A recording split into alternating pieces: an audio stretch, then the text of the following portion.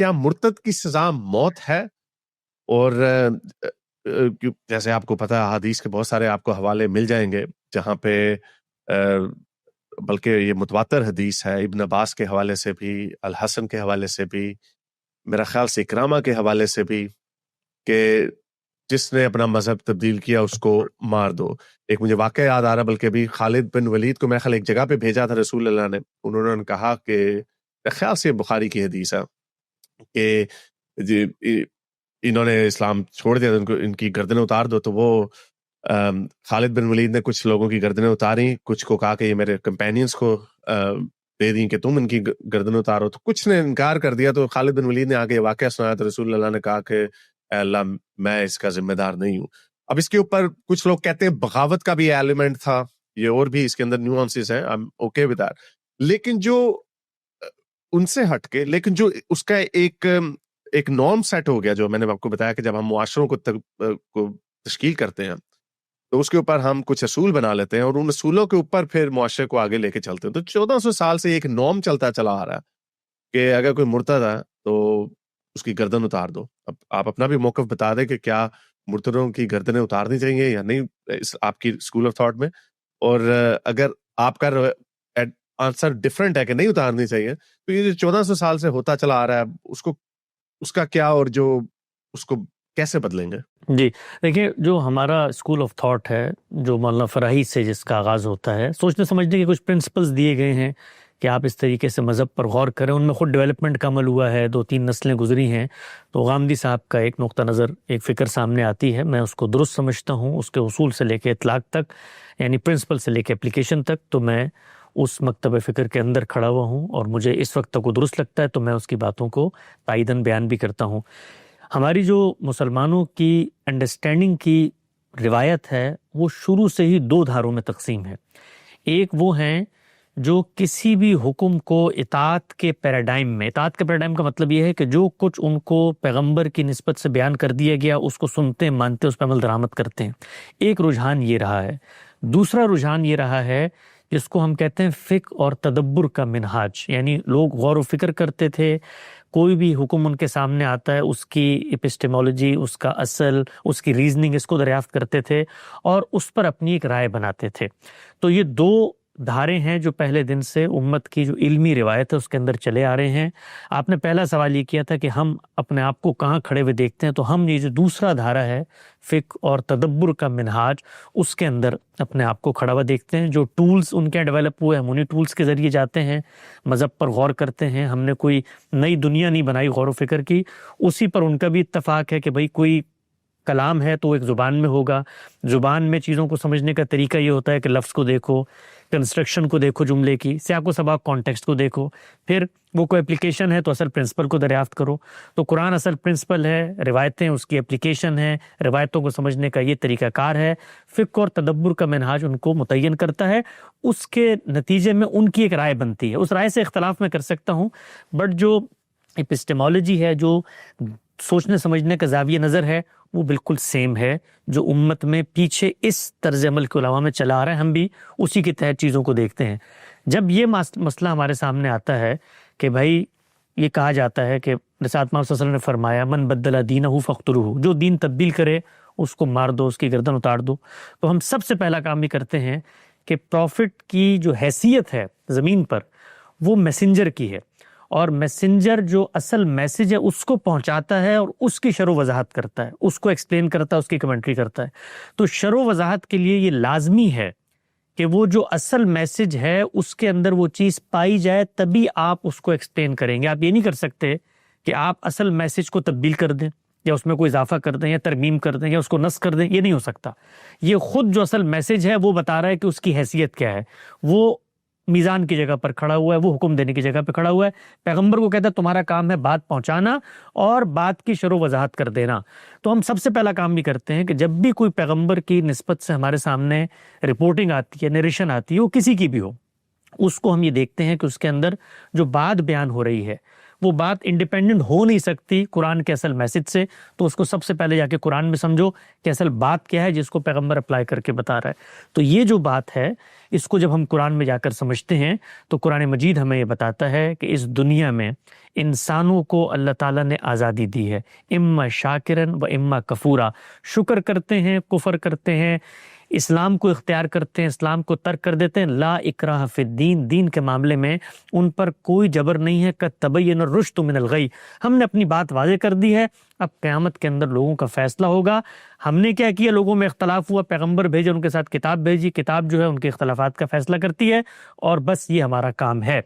یہ قرآن نے ہمیں بتا دیا. اس کے ساتھ ساتھ قرآن نے ایک اور بات بتائی. وہ بات یہ بتائی کہ جب ہم میسنجر کو بھیجتے ہیں تو ان میں بعض لوگوں کو رسول کے منصب پر فائز کر دیتے ہیں. رسول جب آتا ہے تو ہمارے نقطہ نظر کے مطابق جو کچھ آخرت میں ہونا ہوتا ہے، قرآن مجید یہ کہتا ہے کہ وہ رسول کے ذریعے سے میں دنیا میں کر کے دکھا دیتا ہوں. جزا اور سزا، جو رسول کو نہیں مانتے ان کو کانسیکوینسز کو دنیا میں بھگتنا ہوتا ہے. یہاں پر یہ چیز زیر بحث نہیں آتی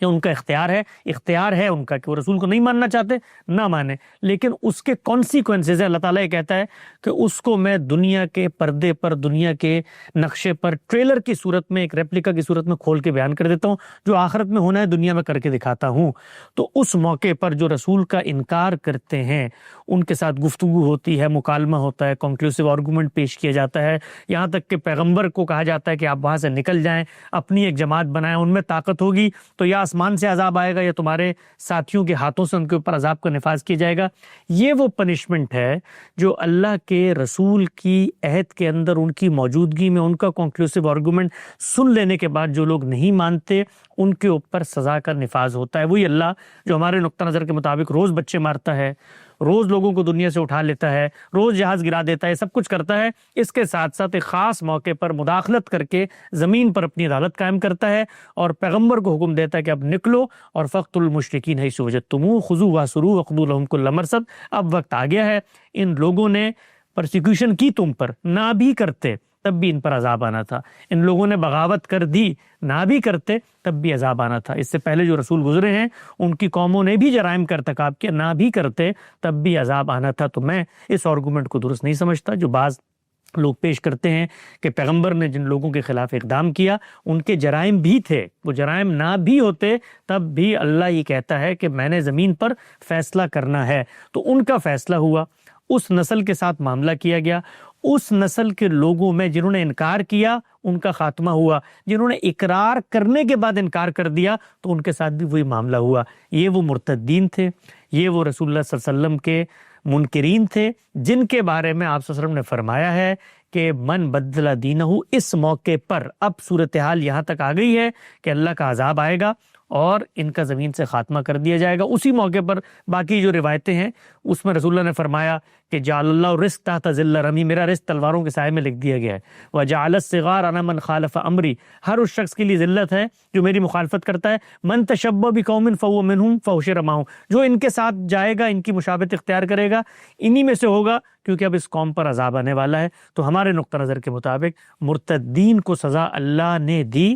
پیغمبر کی موجودگی میں دی اور ایک خاص سنت کے تحت دی. اس کے بعد قیامت تک کسی انسان کو یہ حق حاصل نہیں ہے کہ وہ کفر، شرک، ارتداد کی بنیاد پر، یہ خدا کے جرائم تھے، خدا نے اپنا پیغمبر بھیج کے اس کے ذریعے ان کی سزا نافذ کر دی. کسی شخص کو روئے زمین پر یہ اختیار پیغمبر کے بعد نہیں ہے کہ وہ لوگوں کے کفر و ایمان کا فیصلہ کرے اور ان کی بنیاد پر ان پر کوئی سزا نافذ کرے. اوکے،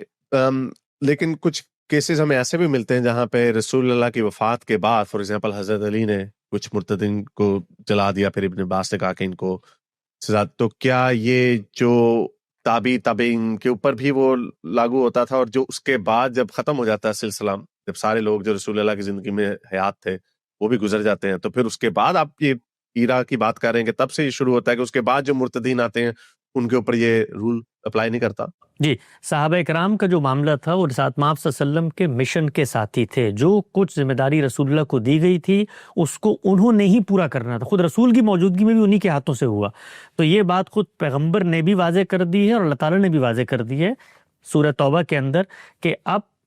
آگے کے جو معاملات ہیں اس کو پیغمبر نے طے کر دیا ہے. اس کی زندگی میں یہاں تک معاملہ ہوا ہے, اس کی زندگی کے بعد یہاں تک معاملہ ہوگا, اس سے آگے تم نہیں بڑھ سکتے. تو اللہ کے پیغمبر نے گرد و پیش کی وہ ریاستیں جہاں پر خطوط لکھے تھے اور ان کو الٹیمیٹم دیا تھا اور ان پر اپنی حجت تمام کر دی تھی اور ان کو مہلت دی تھی کہ آؤ اور بات سن لو. جب انہوں نے انکار کر دیا تو اس کے بعد صحابہ اکرام کو یہ تلقین کی اور آپ نے حکم دیا کہ اب ان سلطنتوں تک یہ جو جہاں تک میری بات میں نے اپنی موجودگی میں پہنچا دی ہے, ان کے ساتھ تمہارا مارکا ہوگا, اس میں تمہارے ساتھ ویسی اللہ کی تائید نصرت مدد آئے گی جیسے میرے ساتھ آئے گی. تو صحابہ اکرام اس مشن کا حصہ ہیں. ان کی حد تک جو کچھ ہوا ہے وہ پیغمبر کے ساتھ جو خاص سنت ہے اس کے ساتھ جڑا ہوا ہے, وہ کوئی الگ سے کام نہیں کر رہے. وہ پیغمبر کے کہنے پر ہی, آپ خود صحابہ اکرام کا بیان پڑھے نا کہ جب وہ جنگوں میں گئے ہیں, مثلا قادسیہ کی جنگ میں گئے ہیں, مغیرہ بن شعبہ, ان کا پورا خطبہ آتا ہے, وہ یہ بتا رہے ہیں کہ اس پیغمبر نے رخصت ہوتے ہوئے ہمیں یہ کہا. اسی طرح سے پیغمبر نے صحابہ کو کہا کہ لاخرجن الیہود والنصارى من جزیرۃ العرب, اس جزیرہ عرب سے ان لوگوں کو نکالنا خدا کا معبد ہے, یہ خدا کی توحید کا مرکز ہے, یہاں پر یہ لوگ نظر نہیں آئیں گے. تو وہ جو نسل تھی ان کو نکالنے کے مشن پر صحابہ کو ہی مامور کیا گیا, اور وہ نسل زندہ تھی. ان کے اندر اگر کوئی مرتد ہوتا ہے تو صحابہ کے ذریعے سے اس پر رسول اللہ صلی اللہ علیہ وسلم کی تلقین ہدایت کے مطابق اور اس سنت اللہ کے مطابق جس کا مجھ سے اور کسی مسلمان سے کوئی تعلق نہیں ہے, انہوں نے بھی اطلاق کیا.